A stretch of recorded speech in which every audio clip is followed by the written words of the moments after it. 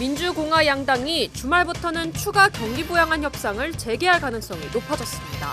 민주당은 전체 부양 예산 규모를 대폭 낮췄습니다. LA 카운티 정부는 실내 예배를 강행하는 교회에 대해서는 벌금을 부과하는 방안을 추진하기로 했습니다. 현재는 방역 지침을 위반한 교회에 대해서는 경고를 한 다음 고발하는 조치가 전부였습니다. 캘리포니아주 내 수십여 개의 산불이 계속 확산되고 있습니다. 주 전역에서 수백여 채의 건물이 모두 불탔습니다. LA 한인회장 선거제도 개정 공청회에서 직선제를 간선제로 바꾸고 공탁금을 없애자는 등 다양한 의견이 제기됐습니다. 한인회는 공청회 의견을 정리한 다음 구체적인 검토를 시작할 예정입니다. 차량 공유 서비스 업체인 우버와 리프트가 오늘 밤 자정부터 시행하려던 영업 중단 조치를 철회했습니다. 중앙소법원이 오는 10월까지 운전사들의 정규직 전환 판결의 시행을 유예했기 때문입니다.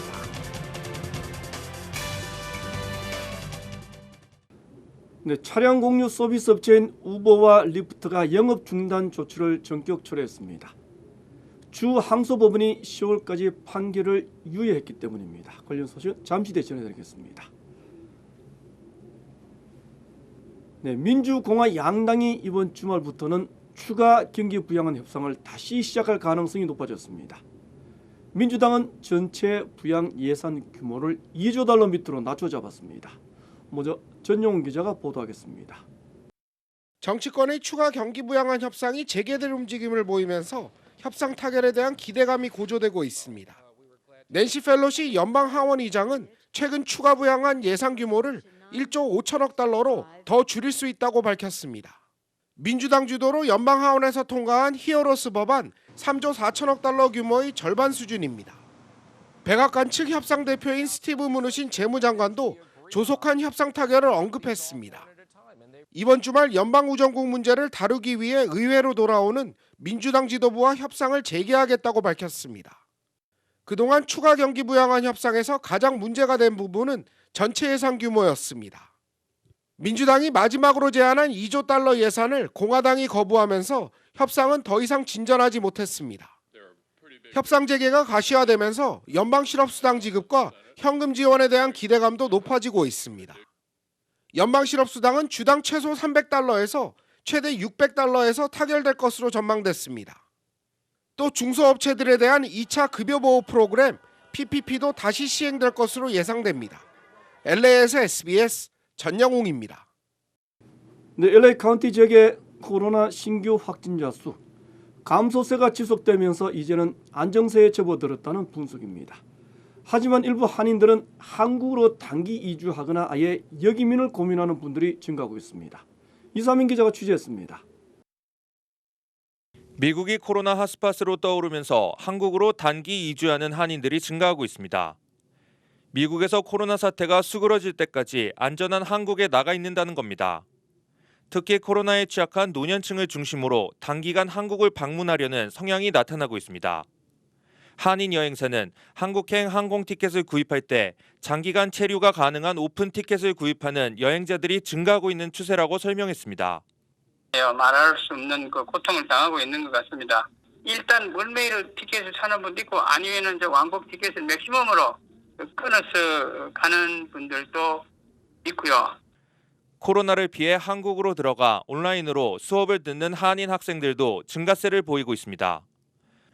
더구나 코로나로 미국 삶이 힘겨워지면서 한국으로 역이민을 가는 한인들까지 등장하고 있습니다. 미국에서 코로나 대처하는 것도 그렇고 그래서 한국이 훨씬 의료 제도도 그렇고 더 좋다고 한국으로 아예 귀국을 하신 분들이에요. 특히 서류 미비자들이 한국행을 선택하고 있는 것으로 전해졌습니다. 미국 전국적으로 550만 명의 코로나 확진자가 발생한 것으로 집계됐습니다. LA에서 SBS 이사면입니다. 한인 의류 그리고 봉제협회를 중심으로 개별적으로 코로나 검진을 실시하는 업체들이 증가하고 있습니다. 신속히 결과를 받아볼 수 있어서 업체들의 피해를 예방하는 데도 큰 도움이 되고 있습니다. 김민우 기자가 취재했습니다.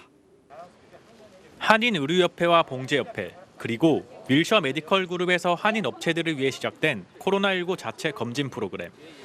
다른 검진소와 다르게 검사 후 10여 분 만에 결과를 받을 수 있는 게 핵심입니다. 코로나 확산이 빠르게 진행되는 상황에 현장에서 쉽고 간편하게 검사를 받을 수 있습니다. 무더기 감염 사태를 사전에 막을 수 있어 업체들의 피해까지 최소화할 수 있습니다.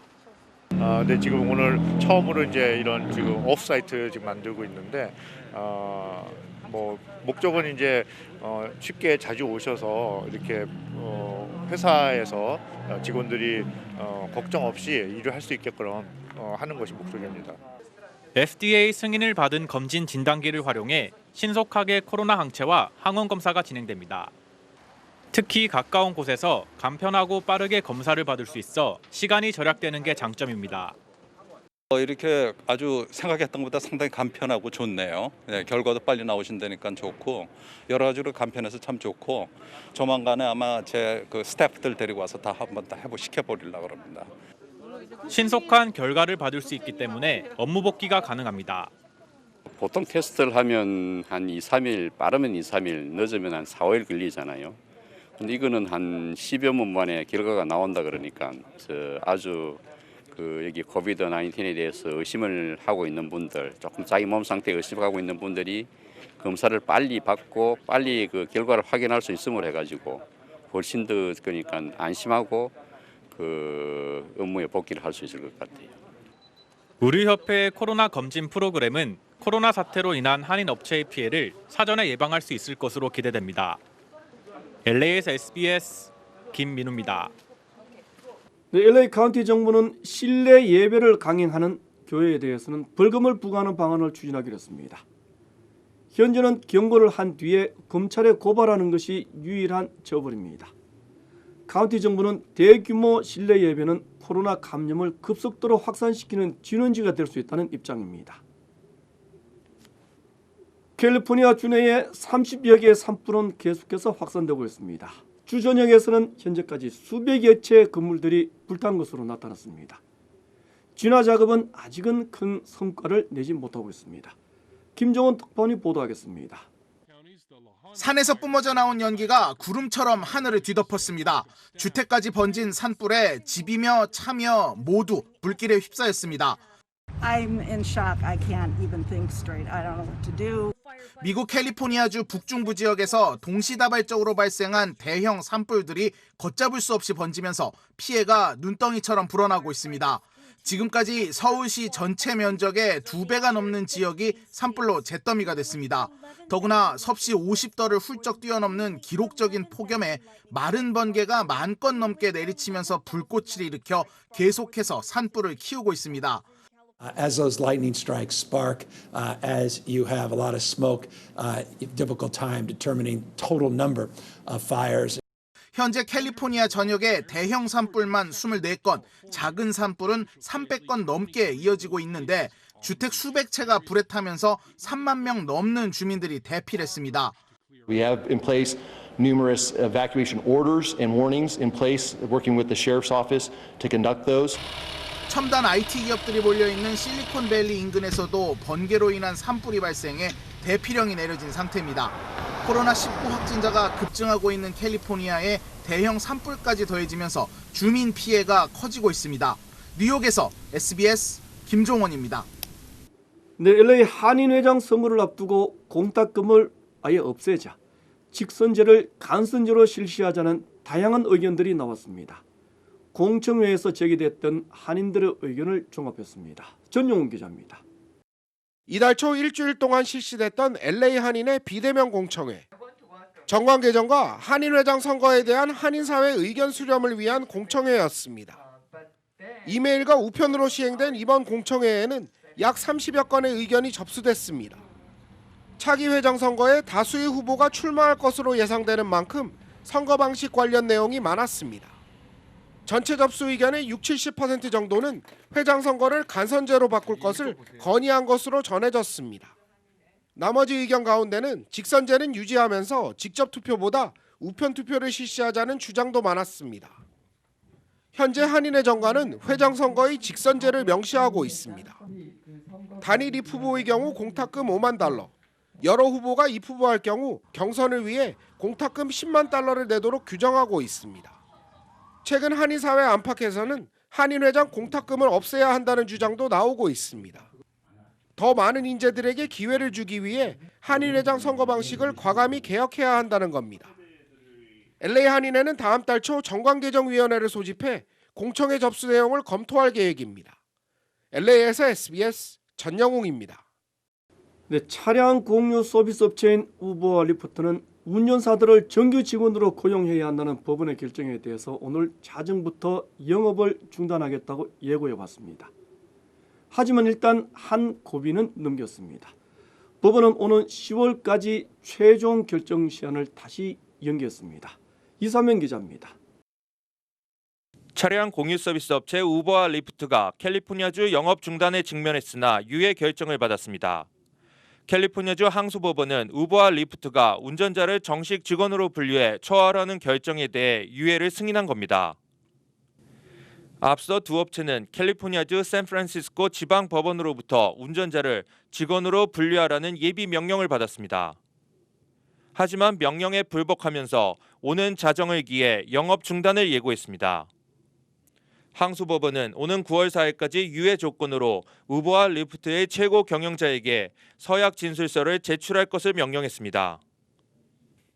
서약 진술서는 오는 11월 주민 발의안이 통과되지 않을 경우 운전사를 정식 직원으로 전환해야 한다는 내용을 담고 있습니다. 운전자들은 정식 직원이 되면 추가 근무 수당과 유급 병가 등의 혜택을 받을 수 있게 됩니다. 일단 우버와 리프트 운전자들과 이용자들은 유예 결정에 대해 반기는 분위기입니다. 캘리포니아 주에서 영업 중단이 될 경우 경제적으로 큰 타격을 받을 수 있기 때문입니다. 전 세계 차량 공유 매출 가운데 캘리포니아주의 비중은 우버가 9%와 리프트가 16%를 차지하고 있습니다. 이번 유예 결정에 따라 우버와 리프트는 오는 10월 13일까지 시간을 벌 수 있게 됐습니다. SBS 이사면입니다.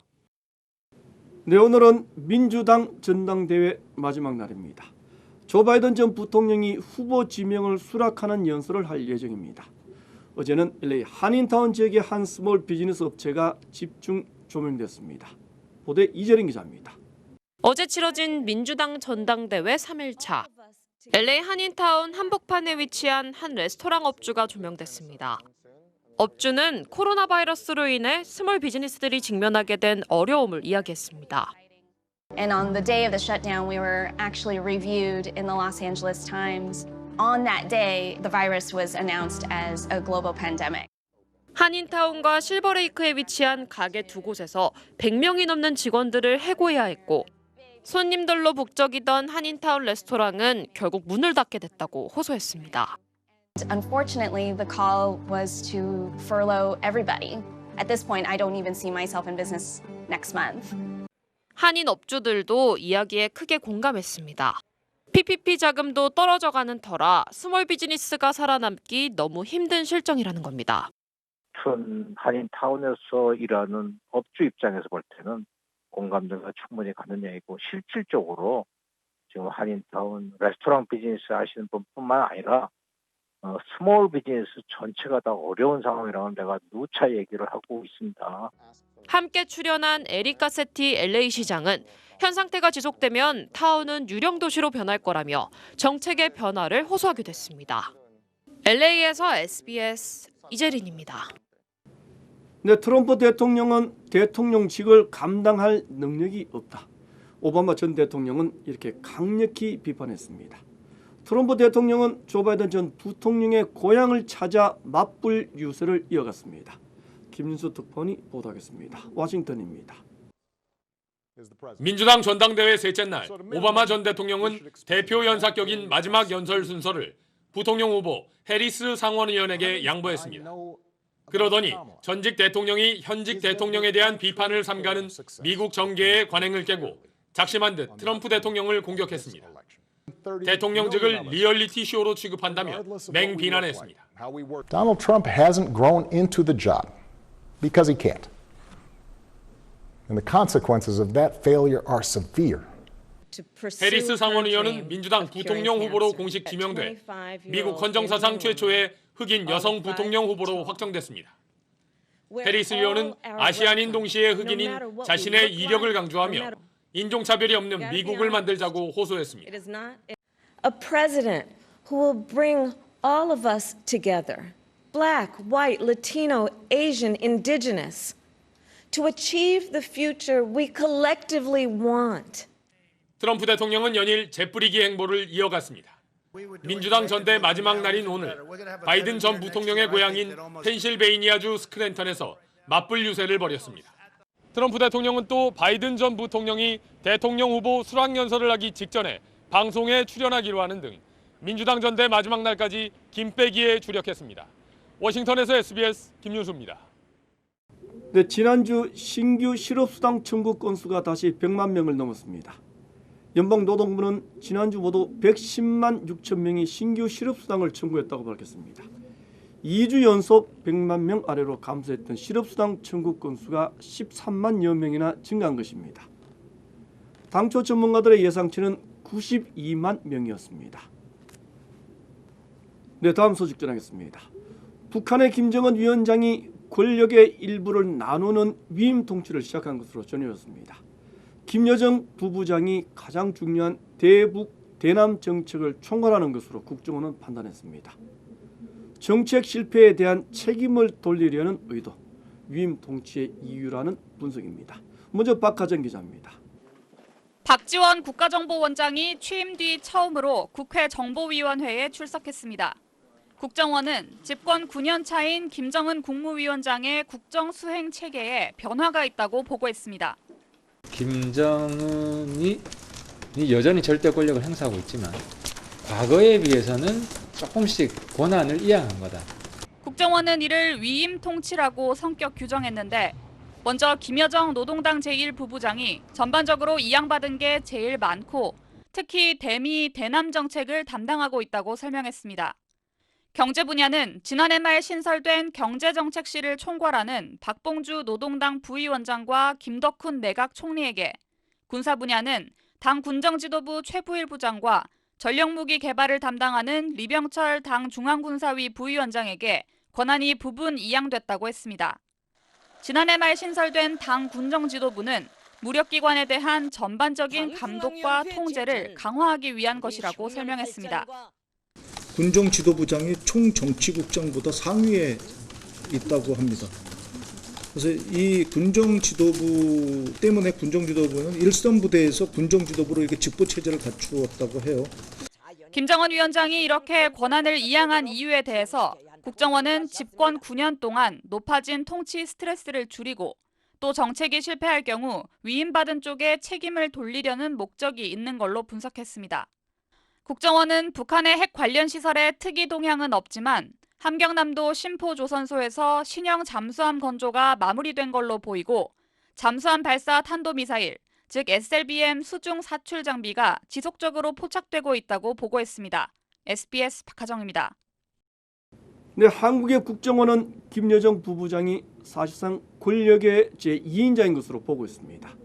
하지만 후계 통치는 아니다라고 설명했습니다. 계속해서 김아연 기자입니다. 국정원은 김여정 제1부부장이 대미 대남 정책에서 권한을 갖고 있으며 다른 분야에서도 김정은 위원장이 보고를 받기 전 중간 보고를 받고 있다고 밝혔습니다.